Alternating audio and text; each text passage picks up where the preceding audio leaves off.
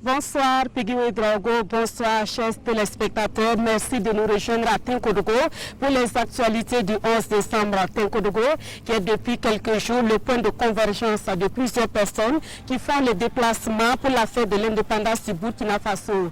Le président du Faso a fait son arrivée ici dans la mi-journée de ce 9 décembre. Il a été accueilli par les premières autorités de la région du centre-est, des membres du gouvernement, de même qu'une population fortement mobilisée. Nous voyons cela dans ce reportage de Amidou Batini et Maxime Zongo. Accompagné d'une forte délégation pour ce déplacement dans la région du centre-est, le président du Faso, qui a choisi la voie terrestre, a préféré l'axe Guiba-Garango-Tinkodougou. À chacune des escales, c'est une foule en liesse qui a réservé un accueil chaleureux au chef de l'État.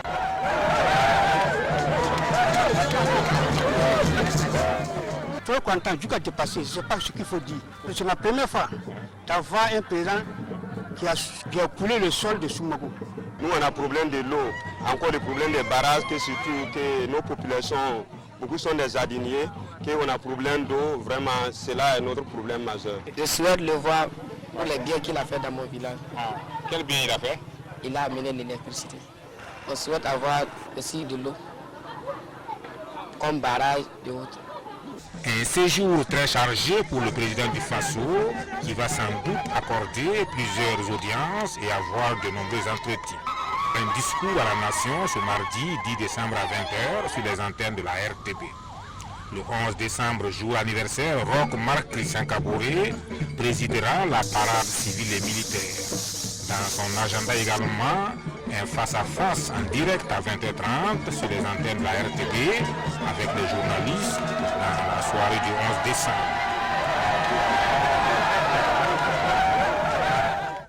Voilà, comme vous l'avez constaté, c'est par la route que le président du Faso a effectué son voyage sur Tinkodogo. Une occasion pour lui de marquer des arrêts dans quelques localités pour communier avec les Burkinabés de ces localités.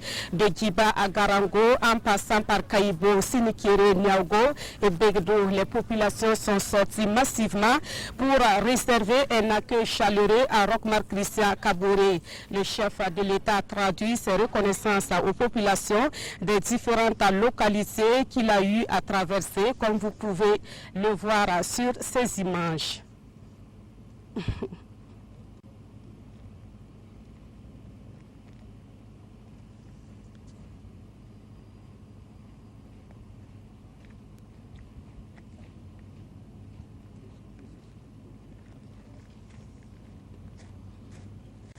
Et dans la suite, c'est ici, à cette place où nous sommes actuellement, que va se dérouler la cérémonie officielle de la fête de l'indépendance. Comme vous le savez, le principal temps fort sera la parade civile et militaire.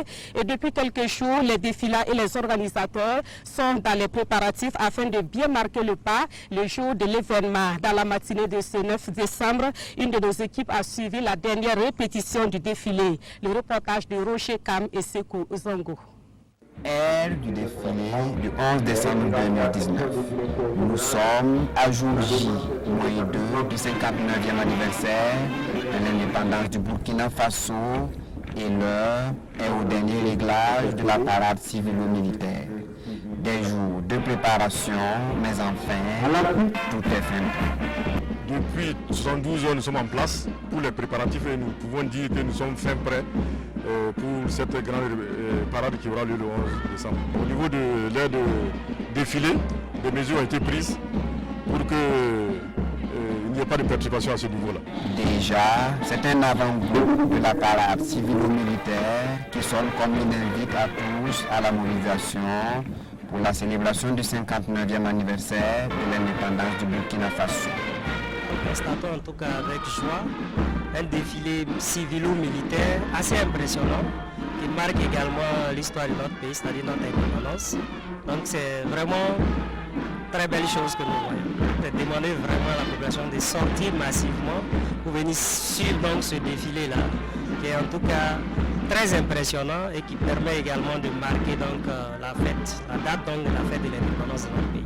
Et à cette célébration du 59e anniversaire, les pensionnaires du Prytanée militaire du Cap Diogo défilent sous la musique de leur propre fanfare. Que la fête commence.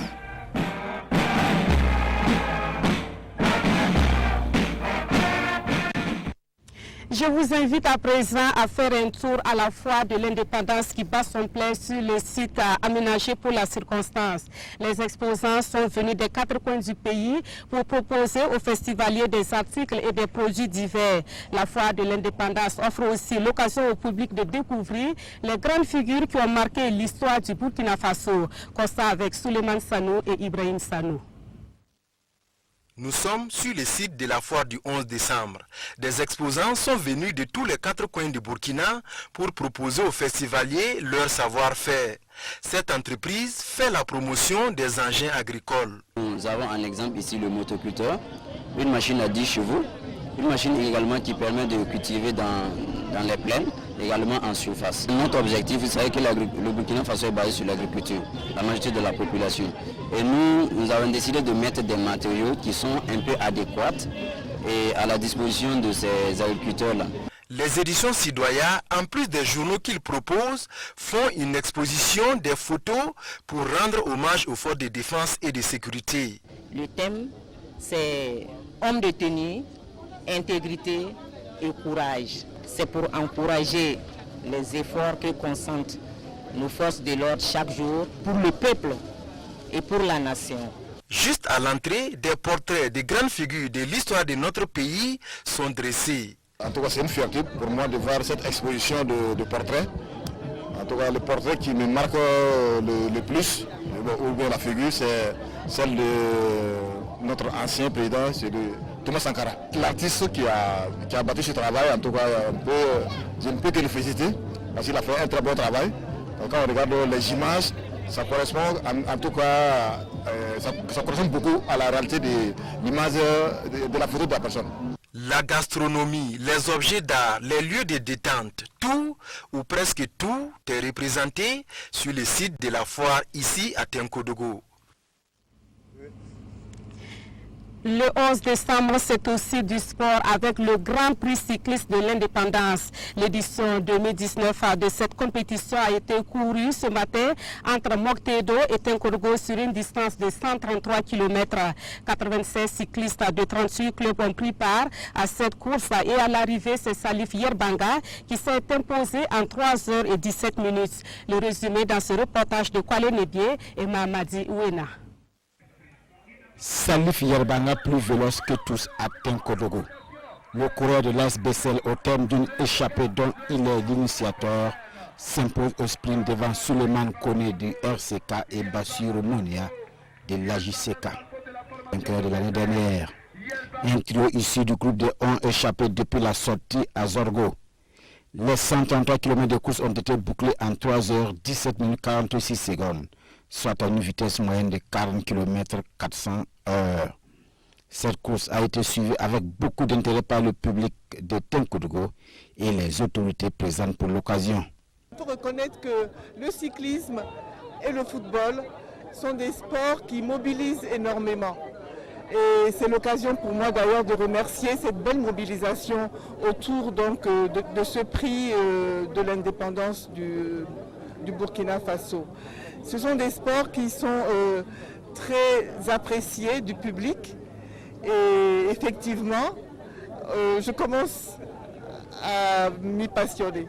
Je suis ministre véritablement satisfait parce que à l'occasion donc de la célébration du centenaire donc de notre pays, et cette fois-ci c'est dans la région du centre-est et à Tenkodogo précisément, nous avons assisté à la course cycliste ce matin.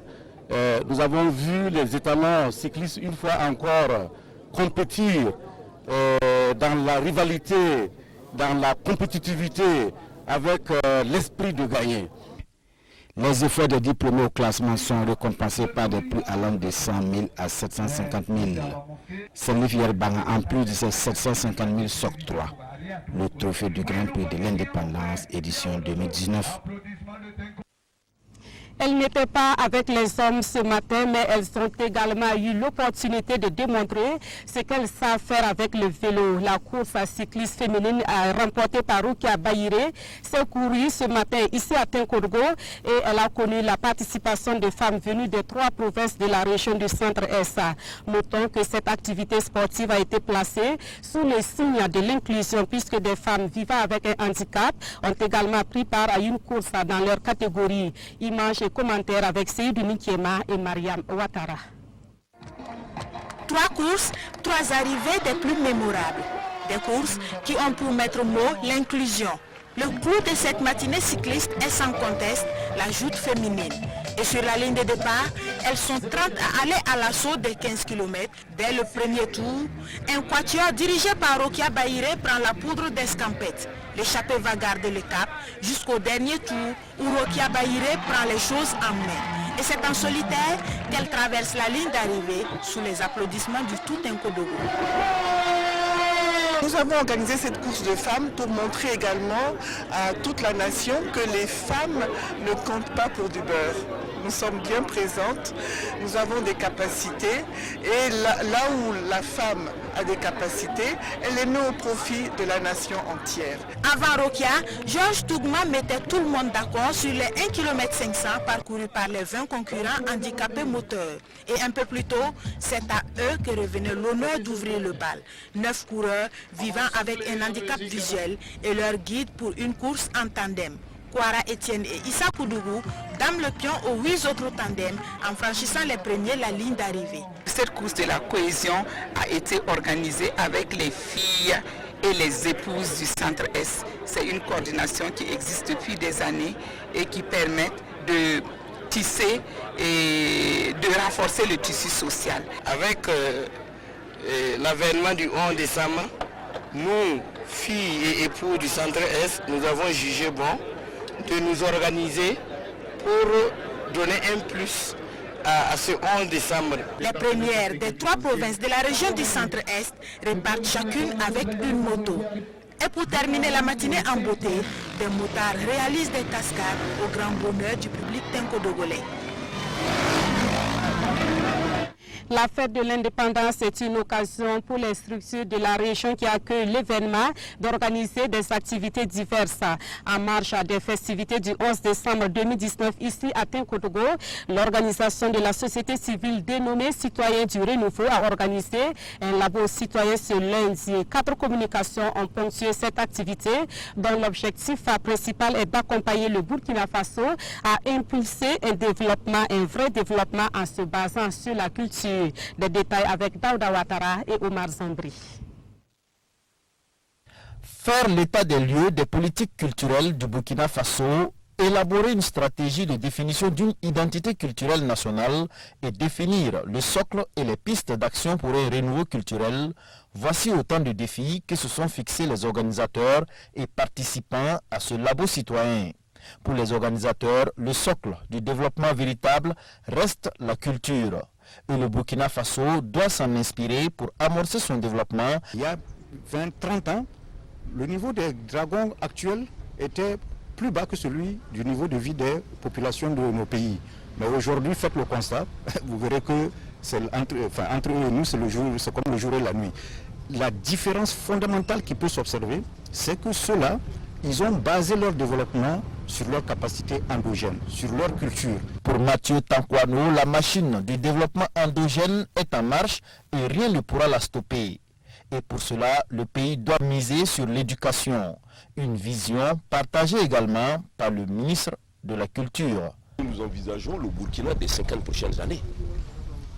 Ce n'est pas demain. Parce que, comme leurs conclusions l'indiqueront un peu, déjà il y a toute une transformation du système éducatif qu'il va falloir faire. Il s'agit de changer la mentalité du Burkinabé. Nous avons déjà des résultats clairs et nets là avec le Faso d'Anfani. Au cours de ce labo citoyen, 4 communications seront animées par plusieurs acteurs du monde culturel, dont Baba Ama, ancien ministre de la Culture. Voici Pegayou Drago, ce qu'on avait comme actualité à donner aux téléspectateurs sur le 11 décembre. Nous vous retrouvons dans nos prochaines éditions pour d'autres informations relatives donc à la commémoration du 11 décembre ici dans la région du Centre-Est. Nous vous retournons l'antenne pour la suite du journal. Merci Nathalie et à toute l'équipe déployée à Tenkodogo. Et sur notre route du retour vers Ouagadougou, nous passons par Koupela où il s'avère difficile de ne pas se laisser séduire par une spécialité de la